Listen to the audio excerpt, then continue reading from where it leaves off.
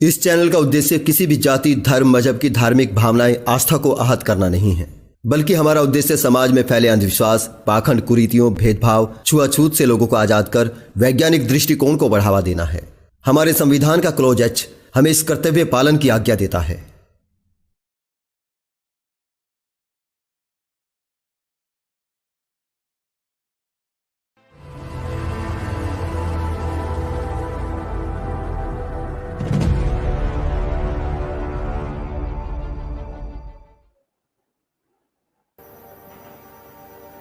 यही तो डॉक्टर अंबेडकर कहते हैं कि मेरी मूर्ति मत बनाना, मेरी पूजा मत करना, मुझे फॉलो करना, तभी तुम्हारी जिंदगी बदलेगी।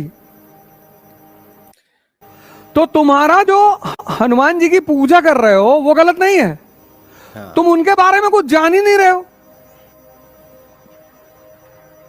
ठीक है गुरुजी के चेलों, समझ में आया कुछ दोस्तों? ये वो चीज है जो मैं आपको समझाना चाहता था, आगे और भी समझाऊंगा। 2 वीडियो अलग से प्ले करके दिखाऊंगा आपको और वो बात सारी समझ में आ जाएगी आप लोगों के। अपने देवताओं के साथ बात करते करते ये बाबा साहब का उदाहरण देते हैं। इसका अर्थ क्या है? ये क्या मैसेज आता है लोगों के दिमाग में? ये आप समझदार लोग समझ सकते हैं। अपने काल्पनिक जो देवता हैं उनके साथ एक ऐसे पुरुष की तुलना करना जो कि वास्तविक हैं और जिनका सोशल जो सामाजिक कार्य वो जिनका है वो हमें देखने को मिलता है, पढ़ने को मिलता है, और उनकी तुलना आप काल्पनिक देवताओं से कर रहे हो। और उन देवताओं में भी चलो हम कोई कहें कि भाई उनमें कोई ऐसी कोई नैतिक शिक्षा की बात मिल जाए, तो वो भी नहीं मिल रही। उसमें तो ऐसी बात मिल रही कि आप पर तो पता नहीं कौन कौन सी धाराएं लगेंगी। बाबा साहब का नाम लेना यार, देखिए वो एक बहुत बड़े समाज का उद्धारक, एक ऐसा व्यक्तित्व है। और उसके समकक्ष जब आप काल्पनिक देवी देवताओं की बात करते हैं तो ये सीधे सीधे बहुजन समाज के लोगों के दिमागों के अंदर वो ब्राह्मणवाद को उतारने वाली बात हो जाती है। जब भी आप उनके, यही तो होता है ना, जब रैदास के साथ रामानंद का नाम लिया जाता है ना, तो फिर उनका गुरु ब्राह्मण हो जाता है, वहां पर ब्राह्मणवाद फिट हो जाता है। यही तरीका अप्लाई करते हैं सभी जगह। रामानंद को रैदास ने कभी गुरु नहीं माना, ना कहीं पे जिक्र किया है, लेकिन उनकी जो कथा लिखी, कहानी लिखी, उसमें जिक्र मिलता है। उनको पिछले जन्म का ब्राह्मण भी बता दिया जाता है। इसी तरह से ये जो बाबा साहब का ब्राह्मणीकरण करने का ये तरीका है इनका, इस बात को पहचाने आप। तो तुम्हारा जो हनुमान जी की पूजा कर रहे हो वो गलत नहीं है। हाँ। तुम उनके बारे में कुछ जान ही नहीं रहे हो। ठीक है गुरुजी के चेलों, अब से इनका ये संदेश ले लो कि भाई आपको उनके बारे में जानना है, अपने अपने ग्रंथ खोलने, पढ़ने। ठीक है, अगर उनके कोई, उनका जो प्रशंसक है या उनका फॉलोवर है अगर यहाँ पर सुन रहा है, तो भैया गुरुजी का ज्ञान ले लो और ग्रंथ खोलो। बस पूजा किए जा रहे हो, तो भक्ति बुरी नहीं है। हाँ, भक्ति बुरी नहीं है।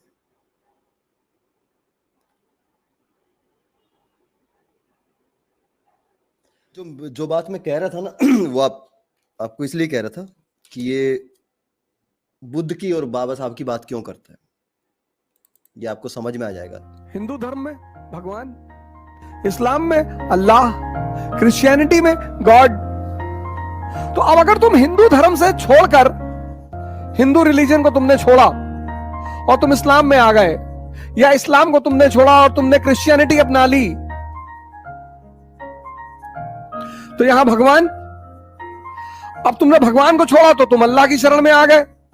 अब तुम अल्लाह को छोड़ोगे तो तुम गॉड की शरण में आ जाओगे। लेकिन बुद्ध इन सब से अलग है, सबसे।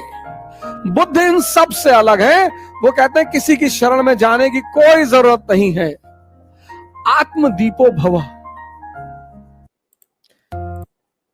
यहां पर सभी को बहुत अच्छा लग रहा होगा कि हाँ देखिए ये बुद्धा की बात कर रहे हैं और बुद्ध को इन्होंने हिंदुज्म से भी ऊपर बता दिया, क्रिश्चियनिटी से भी ऊपर बता दिया, इस्लाम से भी ऊपर बता दिया। बड़े अच्छे टीचर। हालांकि इन्होंने आत्मदीपो भव ये गलत लिखा है और बोला है। इनको मैं वही कह रहा हूँ कि कभी स्टडी नहीं करते किसी भी बारे में, किसी के भी प्रति बोलते वक्त कुछ भी नहीं पढ़ते। आपदीपो भव है वहां पे, आत्मदीपो, आत्मा को तो वो मानते नहीं थे। आत्म, हाँ ठीक है, आत्म कह सकते हैं आप, लेकिन अप है वहां पर, अत है असल में। हाँ आपदीपो। हाँ, तो ये देखिए यहाँ पर क्या हो रहा है, ये बुद्ध को इन सब से ऊपर बता रहे हैं। और अगली वीडियो में आप कृष्ण महान इसीलिए है, देखिए, कृष्ण महान इसीलिए है, कृष्ण दुनिया के उन लोगों में से है जो दोनों किनारों पे खेलना जानते हैं। जैसे बुद्ध को अगर कृष्ण की जगह रख दिया जाए, बुद्ध के पास अगर कोई स्त्री आके कहे कि मैं आपसे प्रेम करती हूं, बुद्ध तो भाग लेंगे तुरंत। हाँ, नहीं। कुछ समझे लोग? कृष्ण कहेंगे प्रेम तो बड़ी अच्छी चीज है। ना तो वो इंद्रियों की दुनिया का निषेध करते हैं, he is not against the world related to senses, ना वो चैतन्य की दुनिया का निषेध करते हैं, वो दोनों तरफ है। और इस तरह का खिलाड़ी होना एक असंभव सी बात है। ये खेल आईपीएल में ले लो। ये खेल असल में इन्होंने उनका जो रासलीला वाला प्रसंग है ना, उसको भी डिफेंड कर दिया और यहां पर बुद्ध को छोटा कर दिया। सही। ये टेक्निक होती है, निंजा टेक्निक इनकी ये है। तो ये था मेरा मकसद दिखाने का आप लोगों को। तो इन पर आप भरोसा ना करा करें कि ये लोग आपके महापुरुषों का नाम ले रहे हैं तो इसका मतलब ये बहुत ईमानदार हैं आपके प्रति। ऐसा नहीं है, इन्होंने फिट ब्राह्मणवादी करना है। हाँ जी अर्पित जी, डॉक्टर साहब, फिर अब लिंक शेयर करने का वक्त है। कुछ सुपर चैट है, वो पढ़ने के बाद जी जी आप करें बातें। जी, ये एक्चुअल में टेक्निक क्या है कि शुरू में कुछ ऐसी बातें करो कि जो सुनने वाला है वो आपसे, आपके प्रति थोड़ा सा उसका समर्पण बढ़ जाए, वो आपकी बातों को एक्सेप्ट करने के मूड में आ जाए। और एक बार वो आपकी बातों को एक्सेप्ट करने के मूड में आया, उसके बाद फिर आप जो मर्जी चाहो वो उसके दिमाग में घुसा सकते हो। ये बड़ी आजमाई हुई बड़ी कामयाब टेक्निक है।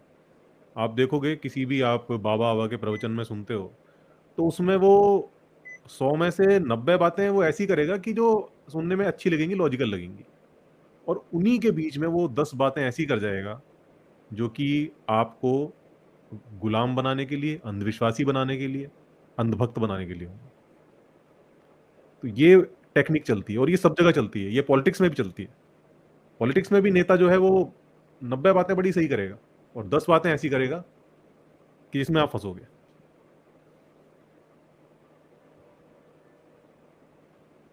हाँ जी डॉक्टर साहब। और पहली इनकी जो सब बातें हैं बुद्ध के बारे में जो कहा, वो मिस इसकी जो ठीक है कि कोई स्त्री आपके पास आ जाए तो तुरंत क्रीड़ा शुरू कर दे, ये कौन सी लॉजिक है? कृष्ण दोनों तरफ खेलते हैं, कौन सी दोनों तरफ खेलते हैं भाई? और ये मिस चैतन्य, चैतन्य ऐसी शब्द क्या है, किसका मतलब है? ये सब आप अगर पूछने वाला हो मेरे जैसा स्टूडेंट तो मैं पूछूंगा भाई, ये चैतन्य की तरफ भी खेलते हैं और काम क्रीड़ा की तरफ भी खेलते हैं, तो क्या आम इंसान जो होता है वो दोनों काम ही करता है? तो हर कोई कृष्ण नहीं होता है, एक आध % छोड़ के जो नहीं करते होंगे, लेकिन दोनों टीम में खेलते ही है, दोनों तरफ से, सॉरी, बैटिंग और बॉलिंग दोनों करते हैं, फील्डिंग भी कर लेते हैं। तो ये कोई बात बनी नहीं। और दूसरी चीज जो 22 प्रतिज्ञाओं पे इन्होंने जो कहा, अगर कोई भी इंसान अगर वो 22 प्रतिज्ञाएं पढ़कर उस पे एक भी उंगली उठाए, क्योंकि बौद्ध में काफी कुछ ओवर द पीरियड हमेशा कुछ चीजें ऐसी आ जाती है कि जो बेसिक जो कोर है उसका रैशनैलिटी, उससे हटकर अगर हो जाए, ह्यूमैनिटी के अगेंस्ट हो जाए, तो वो निकाल देनी चाहिए। तो इसलिए वो 22 प्रतिज्ञाएं जो अंबेडकर साहब ने लेने को कही, वो अगर एक बार आप कह रहे हो तो आपको या तो समझ नहीं आया है कि क्या प्रतिज्ञाएं हैं, आपको जब उसके विपरीत आपको बातें ही करनी है तो उनका नाम भी लेना नहीं चाहिए आपने। और जोड़ कहाँ रहे ये कि उससे कोई अमीर हो जाता है क्या? बुद्ध ने कभी किसी को अमीर बनने के लिए संदेश नहीं दिया। इस सोसाइटी किस तरह से करुणा, त्याग, विश्वास के साथ इकट्ठा जिंदगी जी सकते हैं बिना भेदभाव के, समानता, न्यायपूर्ण, उसका संदेश है ये। कोई अमीर बनने की कोई मोटिवेशनल स्पीकर नहीं थे वो, कि आप कैसे रातों रात आप करोड़ों के मालिक बन जाएंगे, या कोई ये नहीं वो मल्टी लेवल मार्केटिंग नहीं कर रहे थे वो। तो ये दोनों चीजें जो इनकी जो भी चीजें हैं वो बहुत अखरती है। और खास करके जब आपके इतने फॉलोअर हो और आप आईएएस कोचिंग कर रहे हो,